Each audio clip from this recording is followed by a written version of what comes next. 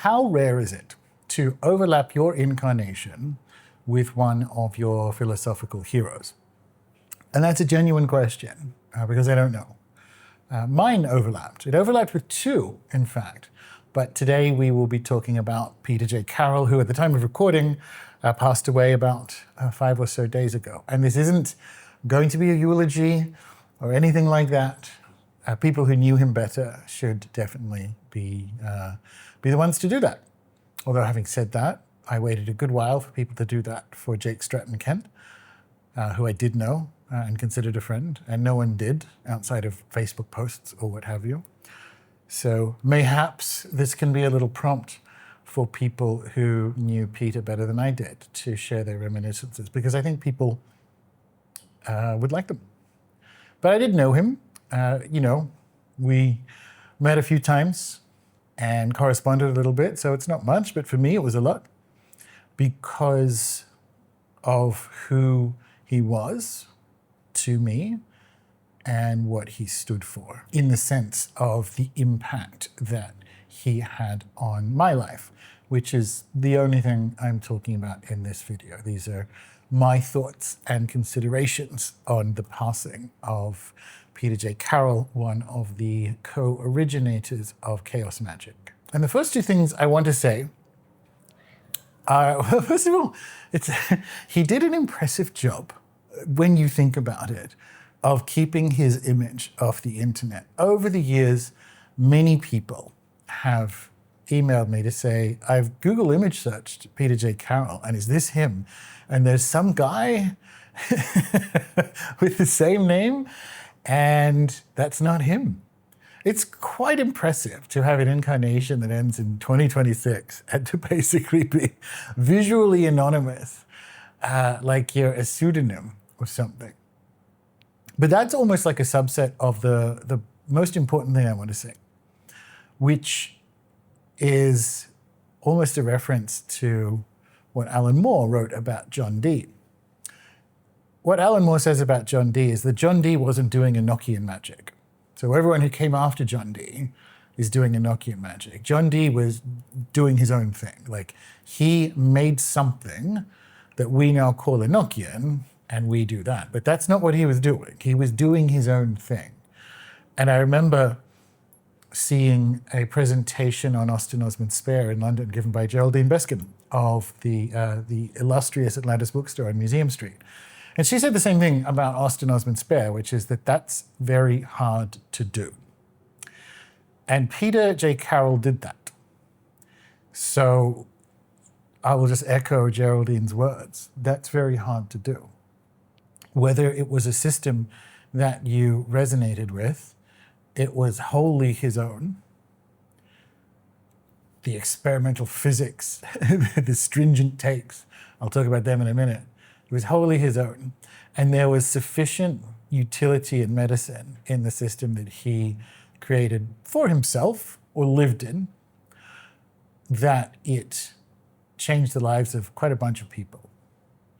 So that's the first thing. And the most important thing, I would say, is that he did something that's very difficult to do, and he lived it his whole life. And my first encounter with this guy, the idea of him, obviously, because it was through his books. I would have been in 13 maybe, and still in Newcastle, Australia.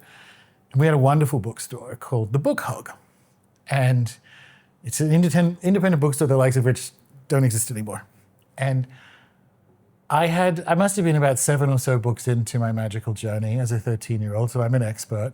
And a lot of pastel Llewellyn books, Scott Cunningham, and so on. And then I see these two, the Liber Chaos and Liber Null Psychonaut, and I buy them. And that was it for me. Who was this person who, the other side of the stringency is almost like a confidence.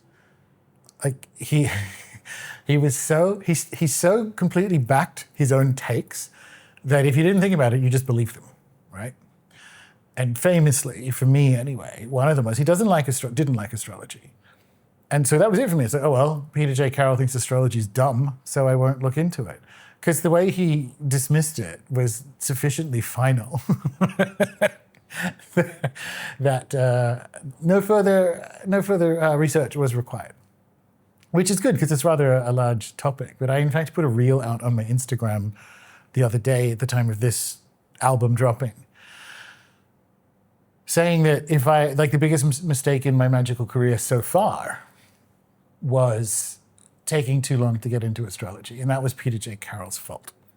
And the stringency and the confidence that this stuff worked, and that you didn't have to go through the format that all 1980s neo-pagan and magical books were shaped in, where it sort of starts with an introduction followed by 11 pages of mythology, maximum, the same basic techniques of self-initiation, and by the end it's like starting a coven. And I was like, what the fuck am I, what am I, like, I'd read 7 of them as a 13-year-old and that was enough.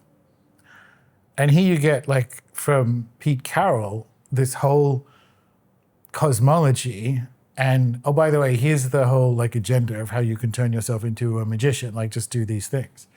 And you have to understand what it's like. Maybe many of you do, you're Americans. Growing up in regional Australia and hearing about this wizard who founded this order that had magical battles and things, like, in England, does he live in a tower? Like, what is this? What is happening?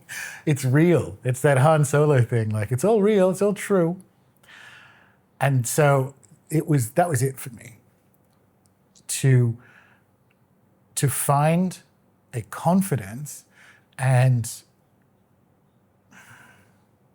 a brashness which allowed and permissioned a lot of experimentation. Funnily enough, when you think about it, he wasn't, and this is to his credit, as experimental as things got when it hit the Americas in the 90s and got, like, you can just do whatever you want and you can just invoke Superman and what have you. The 80s books were tighter. And it's probably how most of you knew him or even know him. And we'll get to that, actually. Because, I mean, the books, by the time he died, are 40 years old. And I remember talking to him once where he's like, some days I am tempted to completely disavow them. Like, no, I don't think any of these thoughts at all anymore. But then he opens up the books and it's like, actually, no, some of them I do. But his takes on how magic worked and all the rest of it, I mean, he kept doing it for 40 years. Of course, they're going to change. And I want to talk about that because it's been one of the weird things. He was very important to me intellectually, that I find mildly frustrating, that people think they either know his work or know chaos magic from these 2 books that the author mostly disavowed, like, just moved on from. It's not like, oh, you can't read them, they're problematic, although he didn't, that word was made for him in a lot of ways. It does, not that I have any control over it, but it upsets me a little that people think that's it or that's what chaos magic is. And it's like a first album effect, you know what I mean? It's like, tell me more about this bit of Liber Chaos. And it's like, bro, like, I might have been high. Like, what do you want from me? But those were the books. That was my first encounter with Peter J Carroll. And he was stringent about the things he liked and didn't like. And he didn't like astrology, as previously mentioned.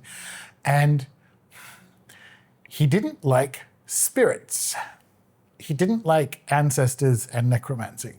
And I know this because this is when Jake Stratton Kent was still alive. And I'd met Peter a couple of times by this point.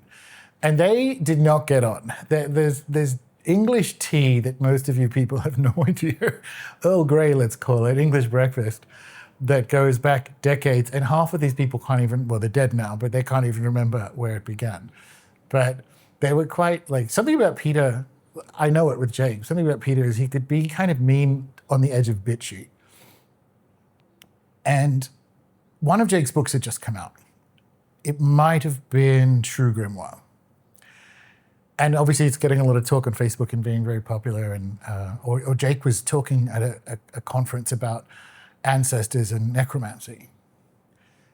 And Peter emails me going like, we're backsliding? Like, what is this? Like, Jake's popularity is a real problem.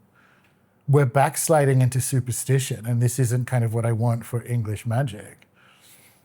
And I'm more on the Jake side, although I told this story to Dr. Al Cummins when we met. He was living in New York at the time and I was traveling there for work. And we met for some drinks. This is when they're both still alive and in the throes of this spat. And I was recounting it to Al. And so I replied to Peter going like, yeah, but the Western magical tradition is basically the only one in the world that doesn't have a fundament, a foundation in ancestral practice, some sort of ancestral connection. An email going back going, I know, and that's what makes it better. So he didn't like a lot of the stuff I liked. And I joked with Al, it's like my two dads are fighting. My two wizard dads are fighting. And that's just the kind of thing, like, it's a personal reminiscence. It's really fun that Peter didn't like things that became very, very important to me, like spirit work and astrology, but I nevertheless consider him like right there at the top of, funnily enough, now that he is one, an ancestor of practice. But he was very stringent about the things that he liked and didn't like. And there were potentially other things that sort of, I don't want to say turned people off, but it gets back to him doing his own thing. Like, his climate alarmism was kind of unusual for someone who was so interested in experimental physics. But one of his kids actually did climate science at university, so I imagine eventually that sort of thing sinks in. But it's such a fascinating body of work to begin in. One of the things I think a lot of people don't realize about magic in Britain in like the Thatcher era was just how fucked everything was. Not just Britain, I don't mean that. Although it definitely fed into it, I'm sure, because they were in the north when they started it. But the lineage had broken, like the OTO lineage had broken, and the only kind of stuff, and it had to be sort of re-imported from the US, and the only stuff around was like Kenneth Grant's version of it, and so on. Like, it was kind of a mess. Moribund is the word I'm looking for. And then these guys, like Ratio and Pete Carroll and so on, kind of electrify it and start to do some experimental things. And that's where it began. And from that, from those experiences, Pete built this experimental physics hobby, which no one else gave a fuck about at all. But it certainly enriched him and was a big part. Like, so his magic is part of exploring physics. Like, it's a peculiar philosophical quest. And I say peculiar because the permissioning that Peter's version of magic gave me was the experimental, let success be thy proof, to quote Aleister Crowley. So what I mean by that, and I wrote about this in Pieces of 8, is that chaos magics, and particularly Carrollian, chaos magics killer app, I believe I used that word because it's a while ago now when we used terms like killer app, is the hyperfixation on results. If you set out to get something, did you get it or did you not? So that's its greatest strength, but it's also its greatest weakness. And this is where one of the things that Peter was potentially a little stringent about himself. Because if you think about your own magical career, the majority of your targets are, dare we say, on the inner world. Like, the last 5 or 6 years for me in particular have been very much focusing on like a healing and transformation journey. What does that look like on an external basis? Because there isn't like a fixed healed state, is there? Like something Bayo Komalafe says is, what does it mean to fall into sickness? Because that's contingent on what we consider to be well-adjusted and healthy and so on, right? That's all pshaw, like, not in chaos magic, right? And the thing is, Peter was correct that too many magicians will use like an internal state change as a cover for failure. So if you set out to get a job or get married inside of a year or whatever, and you don't, it's a failure. Now, if you've watched any of my other videos or done my courses or so on, one of the things I like about so-called magical failure, and I do have a video you'll find on my channel about this, is that the way you sit with it is that, oh, the cosmos has paused me until I become the person that my results happen to. There's no frame for the pause. There's no frame for, you actually only fail if you stop. in the stringency of or the binary of success or failure, which isn't to say that success or failure target isn't useful, because the best fucking thing is the same as anything, right? Like that famous, like, oh, you know, you only win or learn. There's no such thing as losing, and that's kind of true. Like when it comes to magic, if you set out to have something, get something that's a binary, and you didn't get it, it's like, all right, cool. Well, let's do an analysis of what happened so that it doesn't do that again. And that's the kind of rigor that is there at the beginning of chaos magic, and kind of isn't there anywhere else in the English language when it comes to experimental kind of like Western magic. That's all him. And that's very important to me anyway. That's been something that really, really helped, particularly through my career and so on, where there were a lot more of the, did you get the promotion? Did you get that house? Did you get these things? There's a lot more of that. And the chaos magic frame, the Carrollian chaos magic frame, was very, very useful and very important. And it's weird, like, if you optimize towards success, I said this to him once actually in an email. If you optimize towards success, inevitably you will optimize towards focusing more on the inner work anyway, because your state determines your fate. Like the inner transformation materially impacts the likelihood of your success. I used to play this, like, this is, again, back in the time when people like Richard Dawkins actually had currency, cultural currency. I used to say that you could convince Dawkins to become a regular churchgoer by his own rationale, because regular churchgoers live longer, like they have better health outcomes. And if you don't think anything happens after death, like you should go to church. So it's the same thing, well, similar thing with this optimizing for like the binary of did you succeed or not. Like optimizing in the direction of success means you end up moving into the inner work that he didn't like. But he would occasionally, this is coming back to Peter being, well, both my wizard dads were kind of bitchy, let me say it like that. And they used to fight, because something Peter would say quite meanly about how Jake lived was like, he does all this like spirit work stuff, but where are the outcomes in his life? Because Jake lived a very certain way. And like Jake lived the way Jake wanted to live, right? And I remember bringing it up to him once, and he said something even bitchier back, which was deserved at this point, which was, yeah, no, I respect Peter. He's a successful small businessman.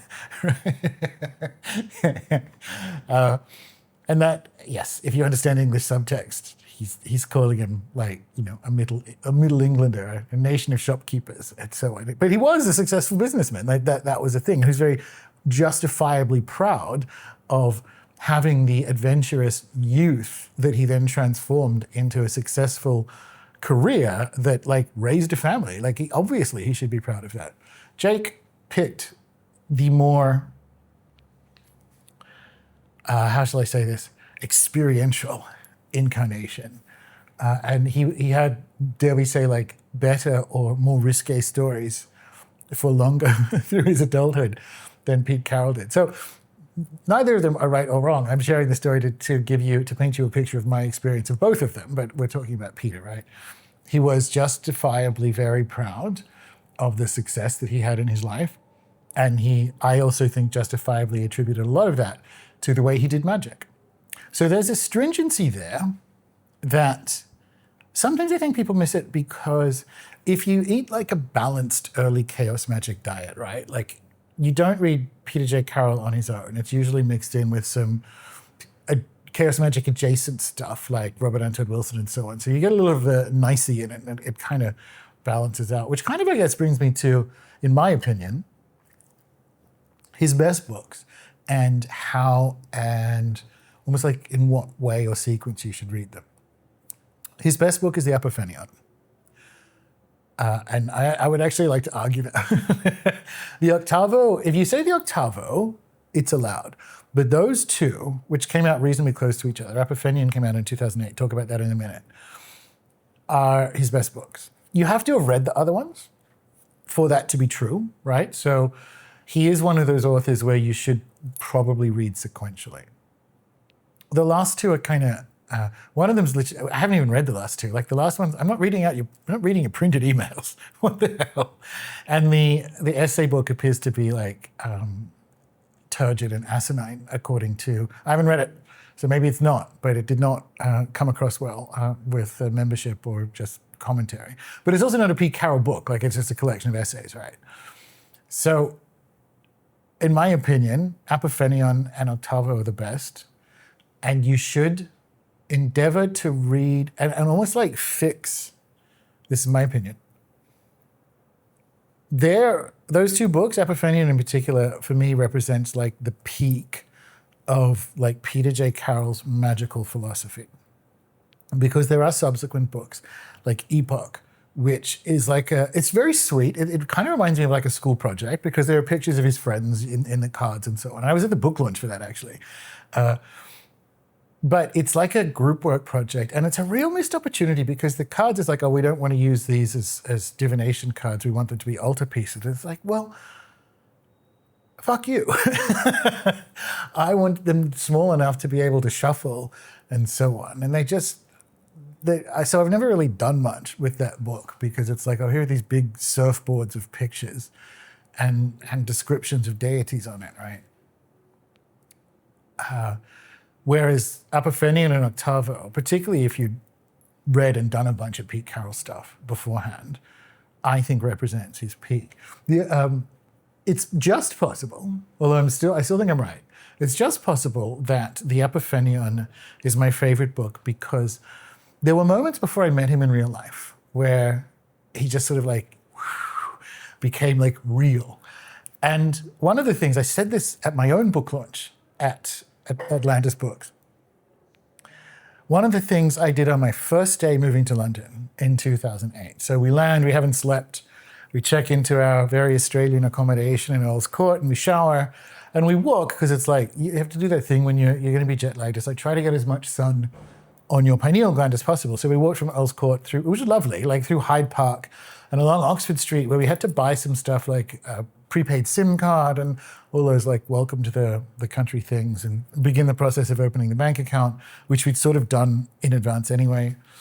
But so walking down Oxford Street in the direction of the British Museum, in the direction of Museum Street, because the first thing I wanted to do, like there was some operational stuff, but like in my heart, the first thing I did when I got to London was go to Museum Street.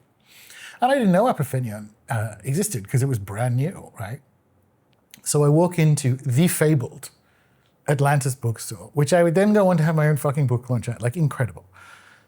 And there on the table, the Apophenion, like it's a blue book and it's the same, that Kiwi guy, his name I forget, that artist friend that vanished, that did so much of Pete Carroll's artwork.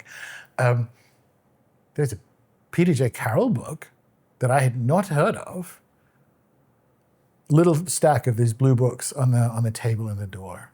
And I picked it up and I'm like, oh my God. And I had never met Geraldine before. She's behind the counter. And I asked, like, oh, is this new? And he's like, yeah, it's brand new. He was just in the other day dropping them off. What? Like, P.J. Carroll held this exact book, like these ones, and I missed him by a couple of days? That's incredible. But it was just, for me, like I said before, growing up and reading these books and like, you know, English magic, and there's a real ancestral connection there, but just like, it's pre-Harry Potter because I'm 500 years old, but the romance of English magic. And the first fucking thing I did is like step into this store which like has Crowley's armchair in it. It's not, but like that's the story, you know what I mean? He did shop there. And there's this like, what the fuck? Like, it's all real, it's all real. Like, he was here in this building, and needless to say, I bought the book. We didn't spend correctly because that was 2008, by the way. Like we lost all our money because like Lehman Brothers collapsed the next fucking week or whatever. But I picked up my copy, which I still have, of the Apophenion that P.J. Carroll himself dropped off to Atlantis Bookstore in the shadow of the British Museum, and that's the first thing I did when I got to London. But so we met a few times, like as the blog started going, then I started doing, some of you remember, some in-person Find the Others interviews. And I might even, that's what I'll do. I might even remaster and bring the other one out because now we can remove sound with AI, right? Because to tell you the story of it, and there's something, speaking of Dr. Al, he was there as well. I was in Bristol because I was living in Bristol for a while, and arranged to interview Peter J Carroll, audio only, because of his mysterious face thing. And we did it at a pub that I frequented in Bristol, and it was like a Tuesday afternoon-ish. And that's important because I'm like, I know this pub, it's always quiet. And so we can just sit the recorder on the table, have a few pints, and go on our merry way. And so we sit in an empty motherfucking pub, and then a table of like office workers comes and sits next to us, and it's someone's birthday, and it's loud and crashing. And so we move to where one of the wait staff is literally like, it couldn't be louder, is organizing the cutlery. So if you've listened to the Peter J Carroll interview from 15 years ago, whatever the hell it was now, that's what was going on. It's like, why is this so loud? Why didn't you guys move? It's like, we did. The sound kept following us. So maybe I will run it through an AI and have the background sound removed and remaster it as like a little memorial thing. But that was the first time I met him. And he's actually quite impressive in person. So if you picture, this is 15 years ago, right? But I did not know what he looked like. And that was so good to have not yet Dr. Al Cummins there with like, oh, I guess this man next to you, which Peter J. Carroll. And it was, and it kind of gave, because it was a pirate pub. Bristol's very piratey. And it gave Captain Jack Sparrow's dad, like, because he's like, he had like big pewter jewelry and like smoking and like, it was awesome. It did not disappoint. The first time I met Pete Carroll, it did not disappoint. And so we'd email occasionally, backwards and forwards, and I saw him again in Bristol and then at the book launch and so on. So we never, like, that's, for me, as I said, it was very important that we were in each other's lives like that. We weren't best friends. None of that stuff happened. That's why I said I hope more people will share their reminiscences. So I want to talk about how he impacted my magic specifically, because I've spoken about his magic. And obviously the results fixation, the probabilistic stuff, which I no longer think is how magic works, by the way, but was very, very useful as a form of permissioning, as a form of allowing you to experiment. And the first ever time I taught the sigils course, I said this as well. It's like, it's free. Do more of it. Like, why are we, just do more of it. Find out what works. Head in the direction of what works. That permissioning was very important. I think that was very important as a contribution of chaos magic to a bunch of other stuff. It may or may not have gone too far if you spend any time on Instagram, but it's there. The other thing, I'm in fucking Paraguay right now, and I'm associated with different cults and temples and, training under various different like shamans and practitioners and so on. Peter J. Carroll permissioned my whole fucking life to be one long wizard adventure, which was the dream. I didn't think people could do that, but he did. And he actually says in the early books, like, I think wizards should have adventures. Like, it seems kind of like a waste of time to be practicing magic if you're going to have an unremarkable incarnation. I'm like, on it, boss, on it. I am so about that. Because he has those stories. Like he went to India and he built a boat that they sailed down the coast and got caught in a hurricane and ended up in Australia boat building, not on the same journey, but like, so he had this like youthful magical adventure and world traveling and so on before he went to become, as Jake would meanly say, but it is a compliment, he's a successful small businessman. So that was a big one. Like there's a life permissioning that happens there. And the other one, and maybe he doesn't get his flowers for this at all, is Baphomet.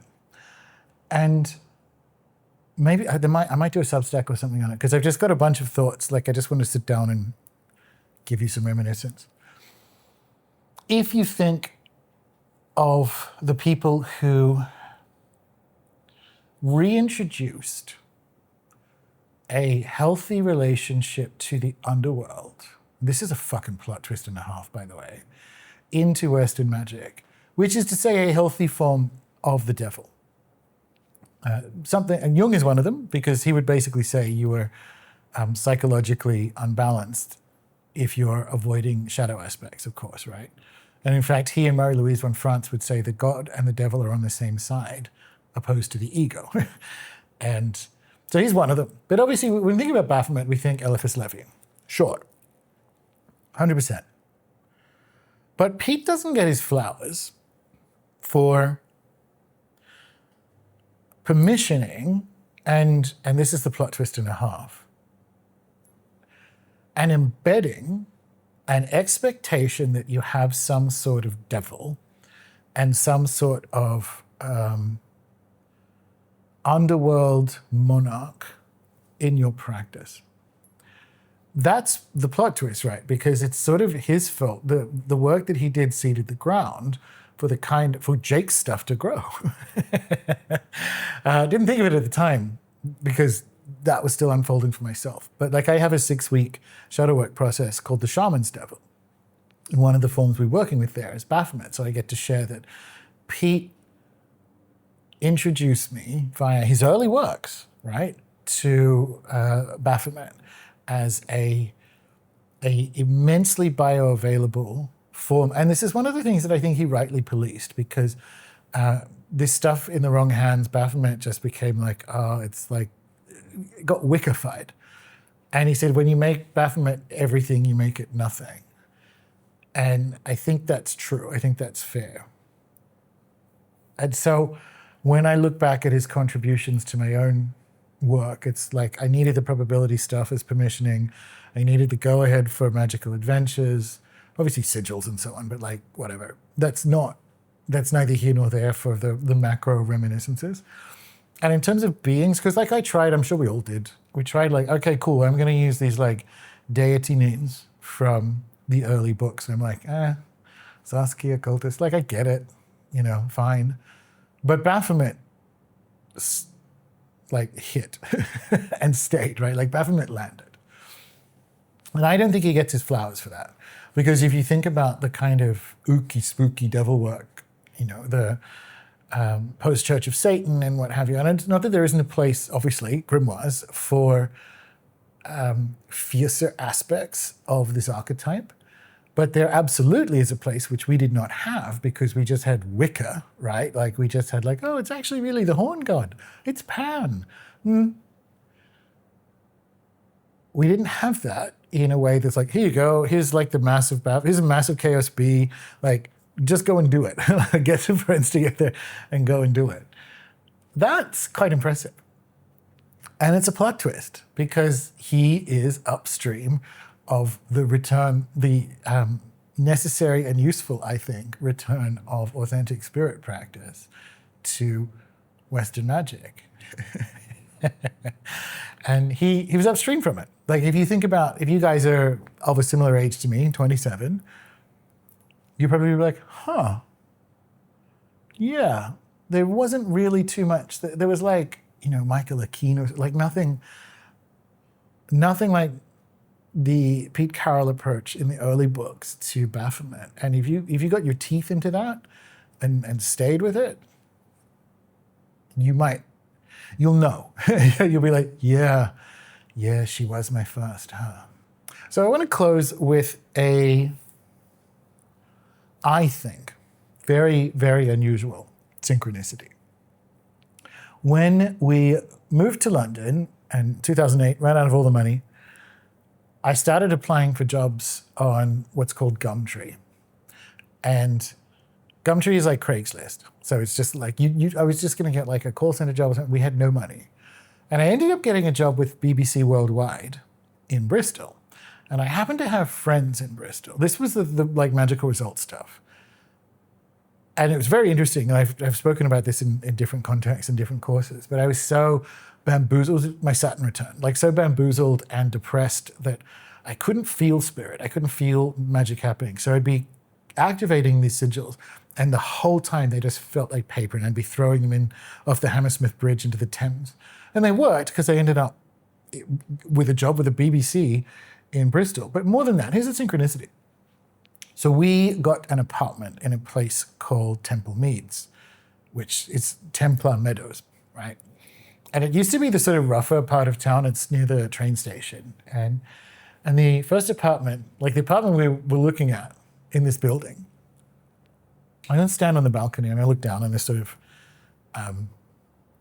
industrial and semi-industrial like factories and things in between me and the train station. And what I didn't realize at the time, obviously, was that I was actually looking down at, like diagonally down at Peter J Carroll's business. So my apartment that I got with magic, chaos magic, sigils that got me to Bristol, where Peter J Carroll lived, like of all the fucking gin joints, if you're looking for an indication that what you did was a result of magic, accidentally looking of all the fucking places he could have had his business and where I could have lived, like I looked into the alley, like it was because I remember thinking, like, oh, it's an alley. This is awesome. It's like Buffy and Angel and shit. I looked into the alley that the entrance to his business, like the factory, was, and that is the apartment where I started Rune Soup. And I got there because of magic. I got next to his business, and this became my business through the magic that he put out into the world. And so that's what I have to say about Peter J. Carroll. Great beings of the upper world, Mama Shaska, Shaska Runa, may he be seated amongst the well ones, amongst the ancestors of practice. Thank you, Mr. Carroll, for being you and for being here.